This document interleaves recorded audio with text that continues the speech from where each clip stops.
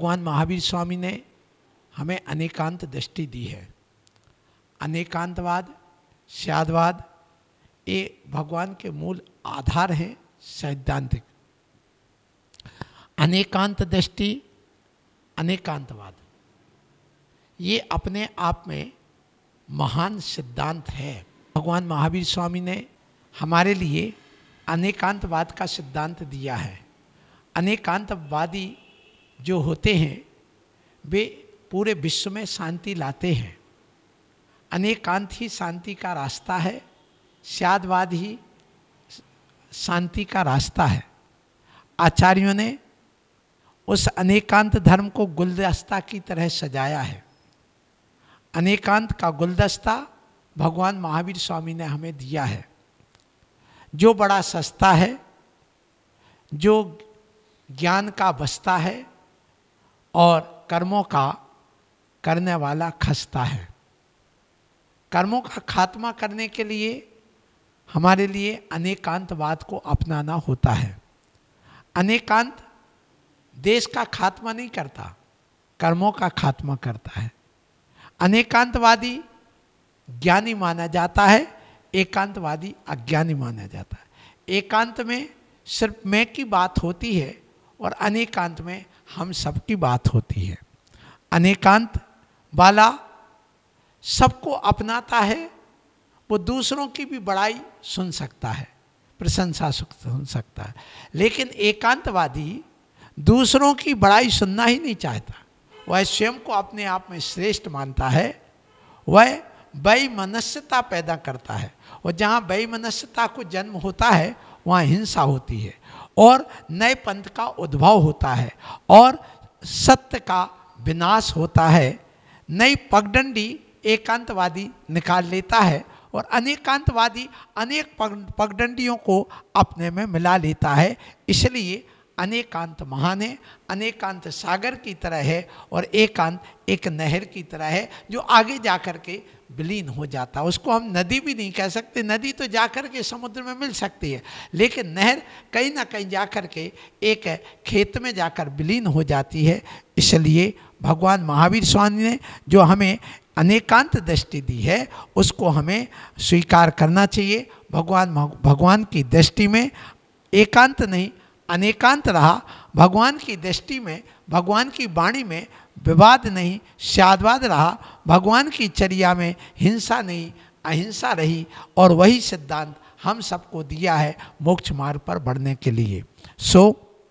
भगवान महावीर स्वामी हमारे ऐसे महान पुरुष हुए हैं जिन्होंने हमारे लिए मोक्ष का मार्ग प्रशस्त किया है, और जिनका शासनकाल जब तक ये अंतिम तीर्थंकर हुए, अब पुनः जब नए तीर्थंकर नहीं हो जाएंगे तब तक इनका शासनकाल माना जाएगा। भगवान महावीर स्वामी का शासनकाल देखिए, ये पंचम काल के 21,000 वर्ष, फिर छठम काल के 21,000 वर्ष, फिर 21,000 वर्ष पुनः पंचम काल के और छठम काल के। ऐसे जब चतुर्थ काल आएगा उसके बाद पुनः यहाँ तीर्थंकर होंगे और उसके बाद पुनः यहाँ ये धर्म का प्रचार होगा। तब तक ये 84,000 वर्ष तक भगवान महावीर स्वामी का शासनकाल यहाँ पर रहेगा इस भारत भूमि में। ये हमारे सबसे बड़े शासक, हमारे नेता हैं। देश के नेता कोई भी रहे पर हमारे धर्म के नेता यही रहे हैं। ऐसे भगवान महावीर स्वामी कथ्य में और तथ्य में हो यदि वही बात तो आत्मा स्वस्थ होती है। अर्थात भगवान महावीर स्वामी ने कहा जो तुम्हारे कथन में है वही आचरण में हो। इसलिए कथ्य में तथ्य हो, कथ्य में अपने जीवन में वह तथ्य आया हो तो आत्मा अपने आप स्वस्थ हो जाती है। और यदि उस कथ्य के साथ में हमारा संयम का पथ्य हो और त्याग ज्ञान चारित्र की औषधि हो तो नियम से आत्मा स्वस्थ होती है। ऐसा यह जैन धर्म में हमारा सिद्धांत है।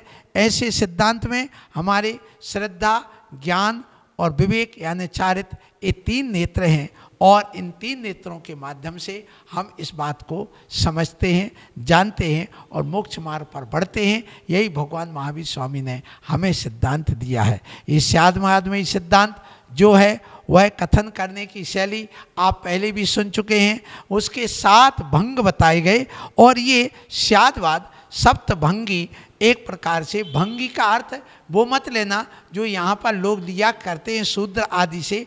भंगी का अर्थ यहाँ पर भंग, भेद कथन करने की पद्धति 7 प्रकार से हो सकती है। स्यादस्ति, स्यादनास्ति, स्याद अवक्तव्य, स्याद अस्ति अवक्तव्य, स्याद नास्ति अवक्तव्य, स्याद अस्ति अवक्तव्य, स्याद अस्ति नास्ति अवक्तव्य। ऐसे 7 प्रकार का जो भंग भगवान महावीर स्वामी ने कथन करने का दिया।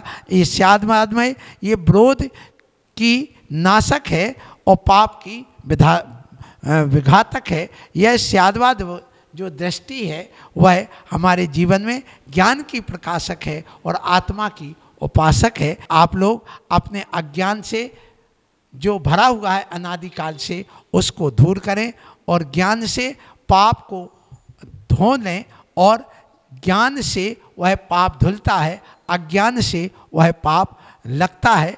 इसलिए अज्ञान नहीं, ज्ञान की बात हो, स्याद्वाद की बात हो, स्याद्मादमयी हमारी दृष्टि हो, हमारी उपयोग भोग की ओर नहीं योग की ओर हो। जब आत्मा अज्ञानमय हो जाती है तो पाप का मैल लगता है और जब ज्ञानमय हो जाती है तो पाप का मल धुलता है। जब आत्मा भोगों की ओर जाती है तो पाप का मल लगता है और जब योग साधना की ओर जाती है तो पाप का मल धुलता है। जब घर में रहने से हमारे पाप बंधते हैं और घर छोड़ करके धर्म स्थान पर जाने से हमारा पाप का मल धुलता है। इसलिए हमारा ये कर्तव्य बनता है कि भगवान महावीर स्वामी के जो सिद्धांत हैं उन सिद्धांतों पर हम सब चलें और अपनी दृष्टि को सदा संभालें। जब तक हमारी दृष्टि ठीक नहीं होगी तब तक हमारी मोक्ष की गति नहीं हो सकती, मोक्ष मार्ग की ओर हमारी गति नहीं हो सकती। इसलिए जैसी दृष्टि होती है वैसी सृष्टि हमें दिखाई देती है। सो आप लोग या ये ध्यान रखो, नजरें बदलती हैं तो नज़ारे बदल जाते हैं, किश्ती बदलती हैं तो किनारे बदल जाते हैं। इसी प्रकार से मैं कहना चाहता हूँ कि जब हमारी दृष्टि बदलती है तो सारी सृष्टि बदल जाती है और दृष्टि बदलने से ही हमारा ये मोक्ष का मार्ग बनता है। हम वही होते हैं पर हमारी दृष्टि, हमारा उपयोग जैसा होता है वैसे ही हमारे कर्म बंधते हैं। सो आप लोग जो सम्यक दृष्टि जीव हैं वे सम्यक दृष्टि जीव एक रागी में भी वैराग्य ढूंढ लेते हैं और उस वैरागी में जो संयम है उसके माध्यम से अपने अंदर गुण ग्रहण का भाव रख करके, दृष्टि रख करके अपने अंदर भी वो चारित्र लाते हैं। लेकिन मिथ्या दृष्टि वैरागी में भी राग ढूंढ लेता है। यही एक सम्यक दृष्टि और मिथ्या दृष्टि में अंतर है। एक ज्ञानी और अज्ञानी में अंतर है। ज्ञानी वह है जो राग में भी वैराग्य खोज ले, इस संसारी आत्मा में भी परमात्मा की खोज करे, वो तो है वैरागी ज्ञानी। और जो अज्ञानी मिथ्या दृष्टि मूढ़ वह है जो एक वैरागी में भी राग ढूंढता है, दोष ढूंढता है और ऐसा व्यक्ति अपना तो अहित करता है, सबका दूसरों की भी अहित करने के लिए वह हमेशा विचार बनाता रहता है। इसलिए अपनी दृष्टि अच्छी बनाना, जैसी दृष्टि होती है वैसे ही कर्म बनते हैं। यही भगवान महावीर स्वामी का ये मूल सिद्धांत आपको आज समझाने का प्रयास किया है। आप देखिए, दृष्टि की बात को लेकर के मैं आपसे कह रहा हूँ कि देखो, एक शेर है और वहाँ एक सूकर भी है और एक गुफा में मुनिराज बैठे हुए हैं। अब आपने ये कथाएं सुनी हैं, आप ये कथाएं जानते हैं। अब शेर ने उस मुनि की गंध को लेकर मार के खाना चाहा, लेकिन यहाँ सूकर ने उस मुनि की रक्षा के भाव से उस शेर से लड़ करके उस शेर को भगाना चाहा। दोनों आपस में लड़े, लड़ते लड़ते दोनों घायल हुए, घायल होकर के दोनों मरे। लेकिन जब रिजल्ट खुला तो एक नरक चला गया और एक स्वर्ग चला गया। क्यों? उसका कारण मात्र इतना था, एक को बचाने का भाव था और एक को मारने का भाव था। यही जो भाव है, यही दृष्टि उसके लिए भला और बुरा करती है। आप देखिए, एक चाकू लेते अपने हाथ में, एक व्यक्ति ने चाकू लिया सब्जी बनाने के लिए, एक व्यक्ति ने चाकू लिया फोड़े को ऑपरेशन करके उसका मवाद निकालने के लिए, और एक चाकू व्यक्ति ने लिया पेट में भोंक करके आदमी के प्राण निकालने के लिए। चाकू तीनों के पास है, पर दृष्टि अपनी अपनी अलग अलग है। और उसी दृष्टि के अनुसार आज सरकार भी दंड संहिता बना करके दंड देती हो उस अपराधी को। और वहाँ जैन दर्शन में भी यही कहा है कि एक डॉक्टर चाकू लिया है, वो पुण्य का कार्य कर रहा है, वह एक व्यक्ति का कष्ट अलग करने के लिए एक कार्य कर रहा है। और एक माँ चाकू लेके सब्जी बना रही, वो अपने कर्तव्य का पालन कर रही है। फिर एक व्यक्ति जो दूसरों को मारने के लिए, लूटने के लिए चाकू लेके बैठा है, वह अपने जीवन में वहाँ पर वो पाप का कार्य कर रहा है। सो आप लोगों से कहूँ, अपनी दृष्टि अच्छी बनाओ। इसके लिए एक और उदाहरण मैं आपको देना चाहता हूँ। एक राजा है और वह राजा गया है कहाँ? अपने आर्डर देने के लिए कि एक मंदिर बनना है, और मंदिर बनने का काम चालू हुआ। वहाँ पर उन्होंने कई कारीगर लगाए, और जब राजा 1 महीने बाद वो मंदिर का निरीक्षण करने के लिए जाता है तो एक कारीगर से पूछता, क्यों भाई तुम क्या कर रहा है? तो वो पत्थर को छेनी से तोड़ रहा था घन मार करके। तो उससे पूछा, तुम क्या कर रहा है? तो उसने कहा, मालिक मैं पेट पाल रहा हूँ। जबकि वह भी पत्थर फोड़ रहा था। और आगे बढ़ा, क्यों भाई तुम क्या कर रहे हो? तो बोले, राजन मैं कुछ नहीं, मैं पत्थर फोड़ रहा हूँ। तीसरे से पूछा, क्यों भाई तुम क्या कर रहे? तो वह कहता, मैं भगवान का मंदिर बना रहा हूँ। वह भी पत्थर फोड़ रहा था। तो कहने का तात्पर्य, तीनों की क्रिया एक थी, तीनों ही पत्थर फोड़ रहे थे छेनी से, लेकिन तीनों की दृष्टि अलग अलग थी। एक को पेट दिख रहा है, एक को पत्थर फोड़ना दिख रहा है, और एक को भगवान का मंदिर बनाना दिख रहा है। बस यही अंतर आज दुनिया में देखने को मिलता है। सो आप लोगों से यही कहूँगा कि भगवान महावीर स्वामी यही कह के गए हमसे कि अपनी दृष्टि बदलो, जैसी दृष्टि होगी वैसी सृष्टि बनेगी, वैसे तुम्हें कर्म बंद होंगे, वैसे ही तुम्हारी कर्म की निर्जरा होगी।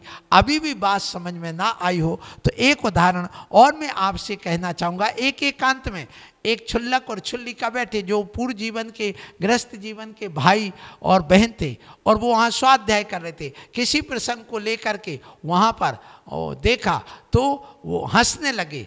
तो वहाँ से एक राहगीर निकलता है, कहता, बताओ ऐसे एकांत में ये जवान छोरा छोरी साधु का नाटक भेष धारण करके ये कैसी पाप की क्रिया कर रहे हैं। उसको संदेह हो गया, उसकी दृष्टि बदल गई, उसकी दृष्टि में राग आ गया था, जबकि वो राग नहीं कर रहे थे। तो उस वजह से वो मर करके आगे जा करके ऐसा सीता का जीव बनता है, और उसने ही आगे जा कर के ऐसी परीक्षाएं देना पड़ी और उसको कलंकित होना पड़ा रावण के वहाँ जा कर के। और एक धोबी ने भी उसको कलंकित कर दिया, सीता के ऊपर आरोप लगा दिया।